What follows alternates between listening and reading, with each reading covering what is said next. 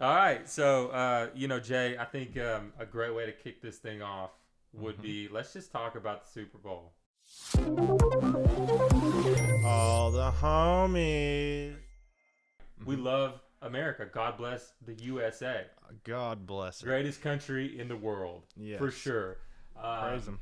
but what is more patriotic than the Super Bowl? I mean, come on. You know what I'm saying? Not much, man. Not much. I will say, like, I'm sitting here laughing because I just didn't feel like the commercials were quite there. I don't want to be Dude. that guy. They didn't feel like it this year. I don't know if it was me or maybe because we're so used to, Super Bowl commercials used to be the thing that you looked forward to because they were very outlandish, They were ahead of their time. compared to the Yeah, for rest of the year, sure. right? And now maybe because we constantly have all this just crazy marketing and media in front of our face at all times through Instagram, through social media, all of that. Maybe we're desensitized to it. Maybe I am, and maybe that's why I thought the way that I Yeah. did. Yeah. We're Well, and I saw like I know one of my homies that was watching the game with us. Mhm. He was saying that they started releasing the Super Bowl commercials like before the Super Bowl. Like people had already seen They were these. doing sneak peeks. Yeah. Yeah, that's kind of sad. I mean, I get it. You're gonna pay $7 million for 30 seconds or whatever it is. Maybe you're gonna get it out there, but Yeah, but I mean, at the same time, dude, I mean, I feel like in the recent years, just like strictly, let's just talk about the commercials right now. In the recent years, like, I feel like they were getting pretty good. Like, I remember Toyota came out with a couple really, really good ones. They would always come out with something super emotional, super heartfelt. But like, yeah, dude, I totally agree. Like this year, I felt like when like you've been married for like 40 years or whatever, Mhm. and you're just like kind of like good morning, beautiful. Like they're gonna be there. They're gonna hold the door open for you. That you're gonna go to your in-laws, and It's a that good you hate analogy. your aunt's mac and cheese at Thanksgiving. You know what I'm saying? Like I Mhm. felt like it was like that. I feel like they just threw some commercials at us because they knew, oh, these are the Super Bowl commercials. They're gonna love them. But in reality, I felt like the consensus between a lot of people that I talked to, at least, they thought they were pretty sus. There's not one that I can remember except for the Doritos Breaking Bad one, and that's I think strictly because I'm a Breaking Bad fan. Yeah, yeah. Like I saw that when I was like, cool. I did how okay, this is interesting. So, he gets us right these the Jesus commercials, right? Okay. Which Yeah, has been yeah, pretty yeah, cool. yeah, I'll yeah. say like I don't really remember exactly what the commercial was. I did think it was super cool that they had it on the Super Bowl. I thought that was pretty awesome. Shout out Jesus, let's go. You Um, crazy, I Jesus? thought that you crazy Jesus. I mean, I thought that was really cool. However, I find it funny. I don't know if you've seen any of this. They've gotten so much flack for it. Have you Of seen course. any of this for spending this amount of money on a Super Bowl commercial? What are your thoughts on it? Dude, see that's sticky Hmm. because the thing is, and we're gonna talk about some stuff tonight that is probably gonna fall in the same category. But Hmm. as far as that, man, it's like we are so judgmental, and the problem is we were never meant to be judges and judge each other in this way. At least in the Christian faith, I Hmm. would say that we strive not to judge each other. We're not supposed to. And obviously, there's some scriptures from Old Testament stuff that might go against that. But I think at the same time, man, it's like we praised these huge pastors back in the day. And I'm not just saying Billy Graham, but like, for example, Billy Graham, Hmm. who would be preaching in Korea to hundreds of thousands of people. I remember one time I was watching something. He said that they flew him in a helicopter and drew like flew him around this huge like stadium and all these like tents and stuff. He said there was like 1 million people there Wow. to watch him preach. But you got to think about that. Like, how much did it cost to set that up, right? To rent out a stadium, to rent all the vendors, to get all the security and do all that kind of stuff. Maybe those commercials are just modern day preaching. And that's my Yeah. point is like, I didn't really watch the commercials. I don't really know anything about that movement. Hmm. I think that it does take a lot, especially in this day and time, to say the name of Jesus. For sure. I think that in itself could be offensive to people. I think it's the most offensive name in all of history, and maybe that they're onto something because of that. Hmm. But I will say that like you can't really judge, man, because I mean, back in the day, nobody judged Billy Graham for selling out those stadiums and preaching, and maybe this is the way people are reached these days. You got to adapt with the times. We've seen so many churches that close their doors because they refuse to adapt with the changing of generations, you know? For sure. I thought it was beautiful. I mean, like, I get what people are saying with the money and this and that, but to put it in front of the most televised, event in the world and put it in front of everybody, all kinds of people, no matter what they're doing, I thought that was a beautiful thing. So I'm here for it. I don't represent that organization or anything, but I'm here for it. I thought it was pretty cool. As far as the football, I mean, me, sports. Yeah. Not really a sports guy. It's so funny because I know your wife Woj, Sydney. Shout out Woj behind the camera. Sydney said hey to everybody. Hello. She is a huge sports fan in every aspect. Oh yeah, it's part of why I married her. Hockey, football, hockey. You got to say it with the Ohio. Yeah, she's a Yankee. Nah, man, it was definitely one of the reasons I married her. First time I took her to meet my homies in Atlanta, the homies, right, the OG homies. She immediately started chopping it up, sports with them. And I was like, this is great because, like, now I don't have to sit here and pretend like I know what I'm talking about. And then they immediately turned on me and all started crapping on me because I knew nothing. And that was how I knew. That was how I knew. Oh, yeah. But, here's the thing. Like, the Super Bowl in itself, like, I'm a huge football fan. I love football. It's definitely a passion and dream of mine to play football.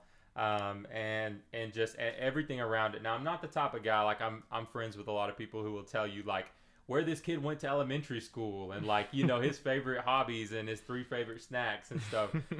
You know who you are, friends. And I've never been like that. I think I'm a true fan of the sport, right?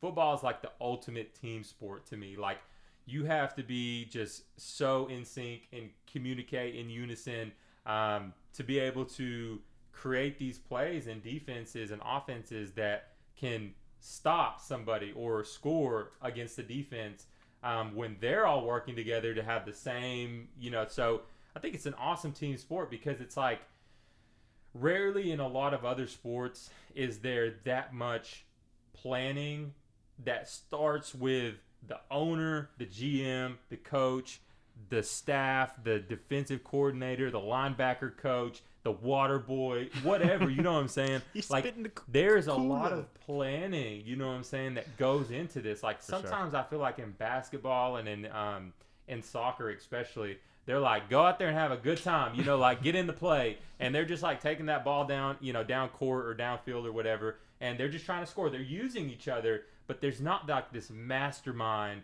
I feel like in football, they create these mastermind playbooks where it's like, this is the type of team that we're going to be. That's the whole point of training camp is like, okay, you're good enough to make it to training camp, but now are you good enough to know what this team's about? Can you digest and can you use this playbook like the rest of this team to have a winning season this season?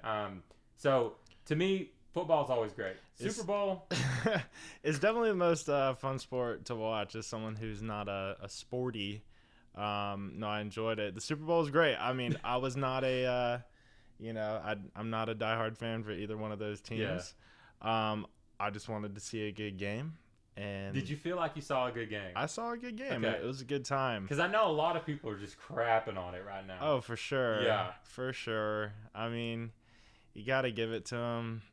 Go out there and work hard. Mahomes crazy, dude. I don't know. Yeah, no, he really is. I understood why he gets the big bucks, I guess. Yeah, dude. And that's the thing, man, is like I didn't really have a dog in the fight either. Of course, I like, Patrick and Mahomes and what he's done for the Chiefs. And obviously Andy Reid is like an awesome coach and everything. And it was an awesome showdown to get to see 2 brothers in the Super Bowl. It was great, cool. But I felt like this year, I don't know, like I felt like it just wasn't as hype as usual. Like, I'm not hating on it. I'm glad to see Mahomes win. I think any dude that can play through the injuries that he has, making as much money as he does, and having the years that he does. I mean, it's obvious a lot of athletes come in from college ball or whatever, And the more years they spend in the league and the bigger the paychecks get, they get softer and softer and softer. Right. Like, you've seen it with some great football players. Not going to name names. But, Mahomes, it seems like he's kind of like stepping it up every year.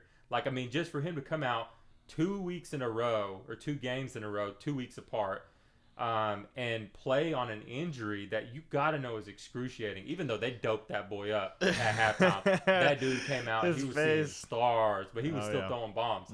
That, to me, that's the type of passion and energy that I feel like a lot of people stopped watching professional football because it was lacking that. Like, at some points in professional football, it was just so, like, scripted in a way, For sure. That's what Dad always said. My dad said I always like college more than pro. Right. But no, I think it was really because everybody wanted to see Joey B out there. Everybody wanted to see Joe Burrow. I'm sorry. It's the truth. We got some hardcore Bengals fans. I wanted you there, man. Sorry about it, but yeah, overall, I think it was a decent Super Bowl. I mean, at the end of the day, it's like, it is what it is. Whether it's a great Super Bowl, whether it's not a great Super Bowl, there's millions and millions of people watching. America did its thing, and I think we all had a great time. But yeah, it was probably one of the, I don't want to say least hyped Super Bowls, because the game was close. I mean, it wasn't just like a blowout, like 2 years ago when Tom Brady destroyed the Chiefs. And speaking of Tom Brady, his official retirement now. We'll see. We'll see, huh? I don't know, man. I think he's he might have a clone out there he's gonna like put back in form in a couple of years. I don't know. I just saw the memes of him. He's like, I'm gonna go get my wife back, and then I'm gonna come back, and then I'll be back. But oh my gosh, I mean, he's the GOAT. That's the thing, man. Is like, I'm really torn because, like, obviously I'm a huge Tom Brady fan. Sydney, I know that you're a big Tom Brady fan too. And we both were devastated, like, when he first retired the first time, and we were like, why? Like, you're on top, whatever. But I think people fail to realize that I think it was a terrible idea for him to retire the second time. First time, I was like, okay, you're going out, whatever. You're great. You're going to be great now. You're going to be great in 10 years. But, like, when he came back, I was, like, so hyped. I mean, you were too, Sydney, and people fail to realize, like, obviously the team didn't have that great of a year. But he did. Like, he broke his stats again for records. I mean, he was still, it's like, I mean, you're retiring when you're on top still. But, I mean, I would have loved to see him go another 2 or 3 years, honestly. Because, like, at that point, when he came back the first time, we all know there was some issues caused.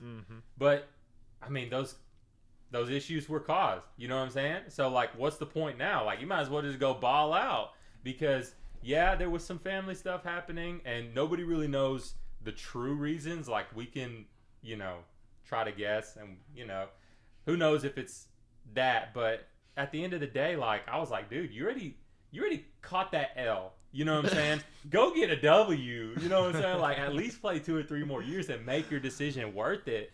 But I'm a huge Tom Brady fan, so, like, obviously I'm going to want him to keep playing. I think we'll have him on the podcast one day. Dude, that would be sick. I might pass out. Yeah, me and Woj, it might just be you, because me and Woj are going to be like, I'll be fine. Make sure he signs my jersey, okay? I'll be like, hello, Mr. Brady. But yeah, man, definitely a hero of mine. I think his story, like, people compare athletes to him all the time. I mean, obviously he's one of the most famous athletes in the world, which is pretty crazy because, like, what Tom Brady made in, like, 24, 25 years is, like, I think they said 330 million, like, something like that. Ridiculous. But if you put it in perspective, like, Patrick Mahomes just signed a 10-year contract, which was unheard of, for, like, $500 million. It's like four? Obviously, inflation, you know what I'm saying? But it's just... You're a wizard.